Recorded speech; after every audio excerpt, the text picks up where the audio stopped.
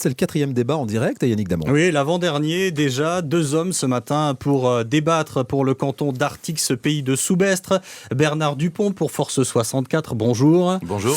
Et Philippe Garcia pour la gauche, à mes côtés, Nicolas Rebière du journal Sud-Ouest et Daniel Corsan. Et on va peut-être commencer, Daniel, par demander à ces deux messieurs où sont les femmes, puisque c'était la question qu'on se posait dans ce journal de 8 heures. Vous avez certainement entendu le reportage de Philippe de Corrigan à l'instant, messieurs, sur la parité, la façon dont sont traitées les candidates femmes. On les prend souvent pour des suppléantes, etc. Machin.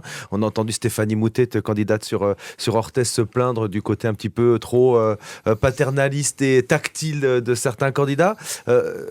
Force est de constater que c'est encore 2 hommes qui viennent débattre ce matin, messieurs. Bernard Dupont. Alors, c'est 2 hommes, peut-être. Je ne sais pas je sais pas à cet égard quelle est la réaction de Philippe Garcia.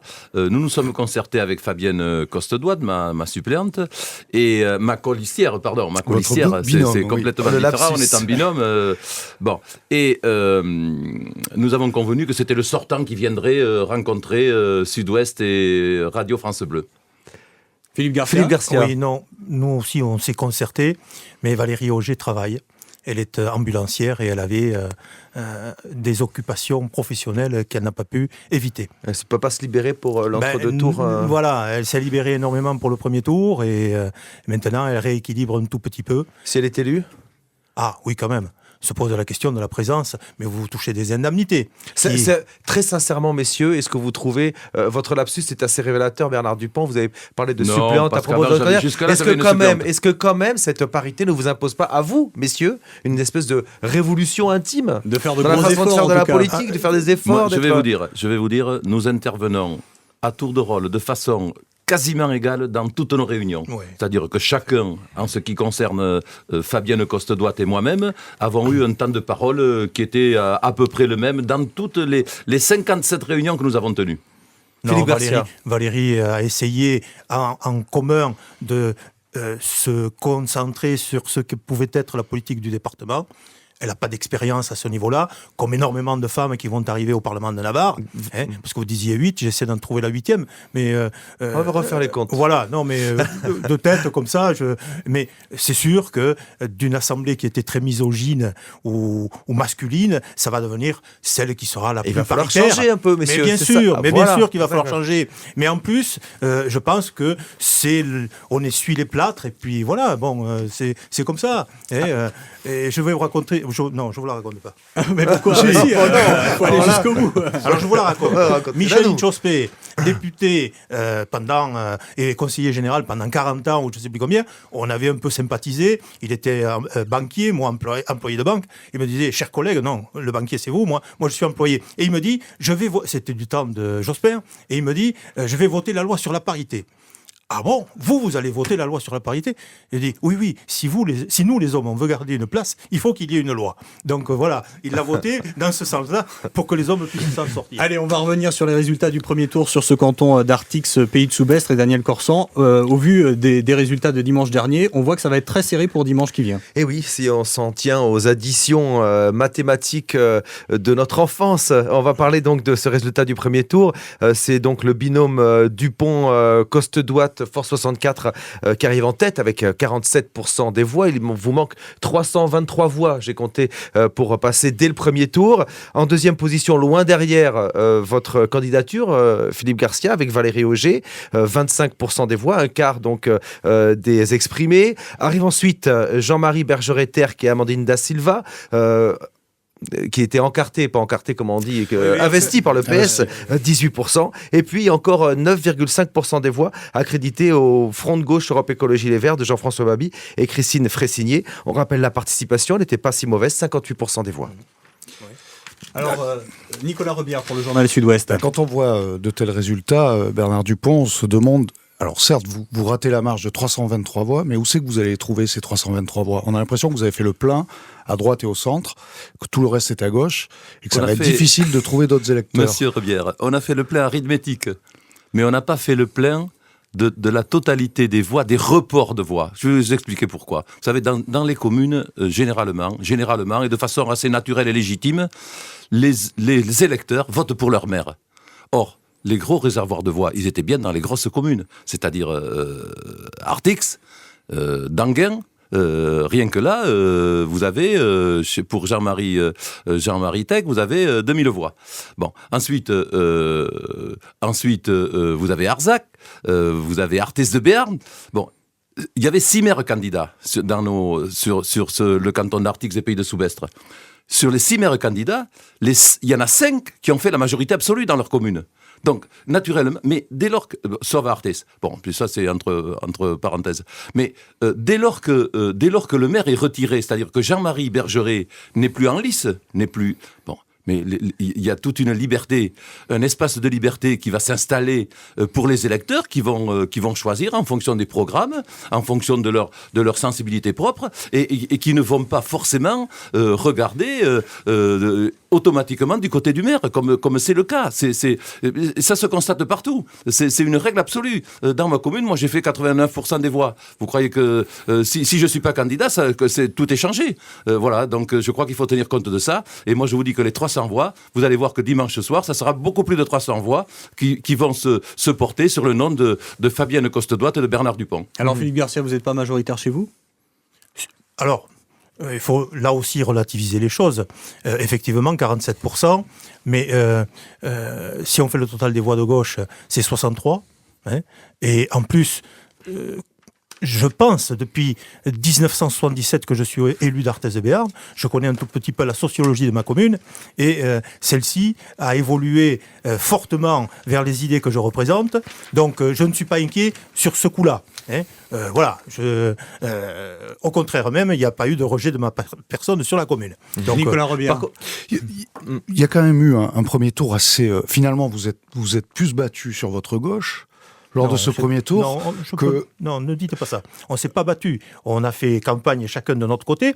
On a inventé une primaire pour un président de la République. Eh bien, il y a eu primaire, non seulement chez moi, hein, mais à droite comme à gauche, il y a eu suffisamment de primaires dans tout le département, et notamment en Béarn, pour savoir que, voilà, à la fin de la foire, on compte, et puis voilà. On va rappeler que donc le binôme investi par le PS, Jean-Marie Bergeret-Terck et Amandine Da Silva, ont obtenu 18% des voix au premier tour. Ils sont pas très loin derrière vous. Hein. C'est une primaire relativement serrée. On va rappeler aussi que ce binôme appelle dès dimanche soir à appeler à voter pour Philippe Garcia et Valérie Auger. Mais quand même, Philippe Garcia, vous n'êtes pas un peu mauvaise d'être présenté, vous le sortant, comme un espèce de dissident du parti? Alors, là, c'est une question qu'il faudra poser à la direction. Je vous la pose à vous. Oui, non, oui, mais oui. La ça vous met pas en colère? Ça m'a mis en colère. Et là, vous êtes apaisé, vous accueillez tout le monde les bras ouverts. Non. Là, on est en compétition avec la droite. La droite, voilà. Et le centre, et le centre, Garcia. Oui, mais le centre... Réunis, unis. Comme a dit un journaliste C'est dans l'air, le centre, c'est des voyageurs sans bagages. Mais bon, non, ça, c'est excessif. Oui, c'est excessif, oui, ça ressemble à rien. C'est comme ça. Bon, c'est comme ça. Donc, moi, je suis pas rancunier de nature, mais je n'oublie pas. Donc, il faudra en discuter. Ça se passera après.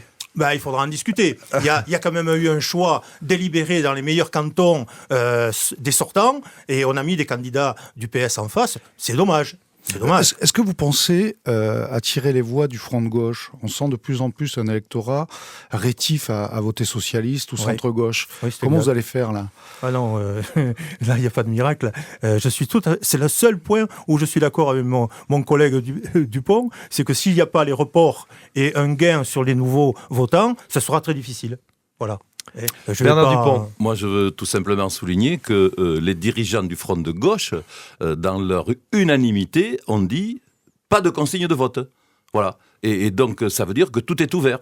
Et il m'est arrivé de croiser sur les marchés des responsables du front de gauche. Je peux vous dire qu'ils ne sont pas tellement enclins à voter pour le candidat du PS. Oui, ils ne sont pas forcément enclins à voter pour vous non plus.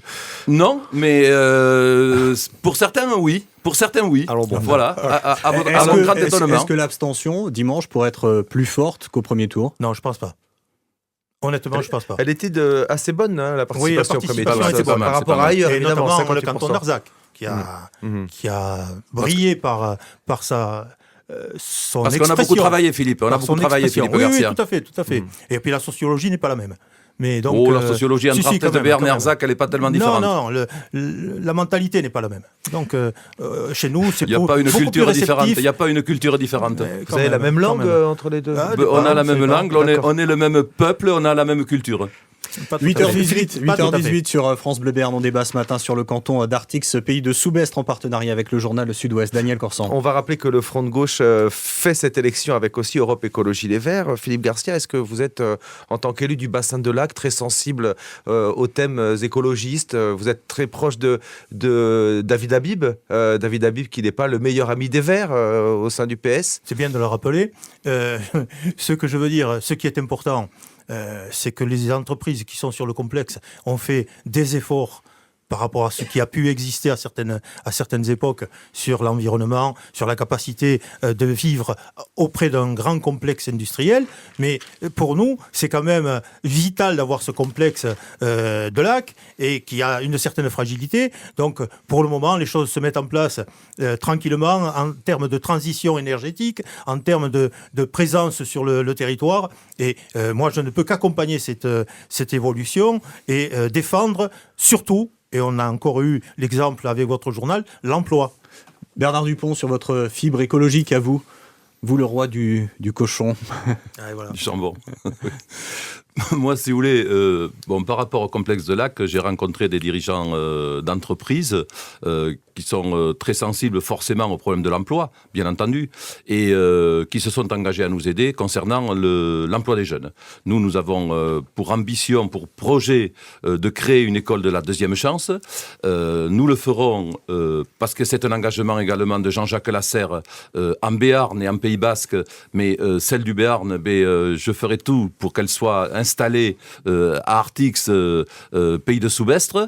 Je suis sûr que nous aurons la complicité et la particularité et l'association de ces chefs d'entreprise qui veulent s'impliquer pour que les jeunes retrouvent un travail. Vous savez, je vous rappelle qu'il y en a 1 sur 4 qui est au chômage. 1 sur 4 qui est au chômage sans qualification. Donc, le conseiller départemental, il a un rôle à jouer de ce point de vue-là. Bon, ensuite, j'ajouterai que concernant l'écologie, concernant l'environnement, moi, je m'engage avec Fabienne Costedouat à ce que nos ressources naturelles soient mieux valorisées. C'est-à-dire que c'est l'eau potable, ce sont les rivières qui sont souvent pas très bien entretenues. Ce sont les espaces boisés qui peuvent représenter une alternative pour chauffer nos maisons, pour chauffer les bâtiments publics, les équipements publics. Il y a tout un tas de choses à faire en circuit court.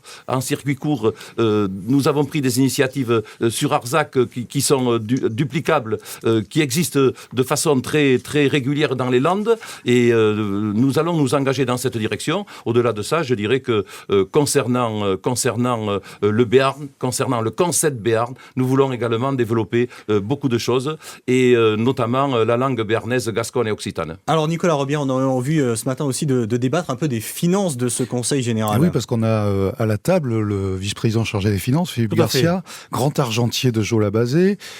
On a entendu la droite et le centre beaucoup taper sur votre bilan financier en disant la dette a doublé, j'ai même entendu parfois quadruplé. Alors en termes de chiffres, là-dessus, qu'est-ce que vous voulez savoir sur les finances? Si dites-nous, c'est doublé, c'est quadruplé, qu'est-ce que vous avez fait? Vous avez mis sur la paille ou pas? Arrêtons là-dessus. D'abord, vous êtes journaliste et très certainement à l'écoute de beaucoup de choses. Que ce soit un grand quotidien, que ce soit une chaîne d'information, ils ont cité le département comme étant dans les 10 premiers départements les mieux gérés de France. Voilà. C'était le classement BFM. BFM et Le Point. Oui. Bon, d'accord. Donc, à partir de là, on peut dire et faire dire tout ce qu'on veut aux chiffres. Ça a été mon travail pendant 30 ans de ma vie. Mais certainement pas là, puisque c'est des comptes administratifs qui ont été extraits, et de là on a extrait des chiffres au niveau de la population, que ce soit la fiscalité par tête d'habitant, que ce soit le montant d'investissement par tête, et ainsi de suite. Et c'est ce que disait le directeur de BFM, il dit dans les 10 premiers, il y a 5 départements de gauche, 5 départements de droite. Et les 10 présidents sont d'accord pour se valoriser par rapport à ce résultat. Donc voilà. Alors la dette. Aujourd'hui, le budget 2015 est voté. La dette au 31 décembre 2014, elle est de 4 ans et demi. Je vous rappelle, c'est le résultat de l'épargne, des dépenses, recettes moins dépenses. Le résultat, l'épargne. L'épargne rétrécit. les dotations de l'État font que, mais globalement, il y a tout un tas de paramètres. On nous a enlevé l'ATP, qui était une des ressources Taxe principales. professionnelle. Voilà, pardon. Bernard Dupont, ça vous inquiète, vous, les finances du département j'ai fini, alors. et cette dette? Écoutez, J'ai pas été la jusqu'au dette, bout. C'est un débat, alors il faut oui, lui d'accord. donner la parole. Oui. la dette est ce qu'elle est. Oui. Moi, je suis pas trop porté à regarder en arrière. Ce qui importe, c'est quelles sont nos marges de manœuvre demain pour appliquer nos projets, notre programme, aussi bien à l'échelon départemental qu'à l'échelon de nos territoires. Voilà ce qui est important. Donc, il faudra faire bien évidemment un diagnostic partagé. Il faudra qu'on ait une précision concernant les possibilités C'est souvent un monologue quand même. Il va falloir que j'intervienne là. que nous avons et à partir de là, je crois qu'on trouvera un terrain d'entente pour développer des actions, notamment sur un plan social, parce que hier le budget du département il était bien entendu à dominante sociale, demain ça sera encore plus fortement à dominante sociale. Et donc notre travail, il ira dans cet axe-là, dans cette direction-là, sur nos territoires. Philippe Garcia. Oui, non, je finis ce que j'avais commencé, à savoir que la dette pour 2015, s'ils ne veulent pas, s'ils sont aux affaires, faire exécuter le budget qui a été mis en place, ils peuvent se passer de 80 millions de dettes, mais il faudra voir comment on comble cela par rapport à l'investissement qui est prévu, par rapport au fonctionnement qui est prévu. Il faudra qu'ils fassent des coupes sombres, ou qu'ils votent de l'impôt, ou qu'ils empruntent, ou les trois à la fois. Eux, comme ceux qui prendront la direction du camion. Et la pression fiscale? Personne n'en parle dans cette période de campagne, un moment 4 où ans sans pression fiscale. va devoir se poser. 4 ans sans pression fiscale. 4 ans. La gauche, 2012, 13, 14, 15, 4 budgets sans augmentation du taux du foncier bâti, qui est la seule taxe qui reste entre les mains du Conseil général. Tout le reste, voilà.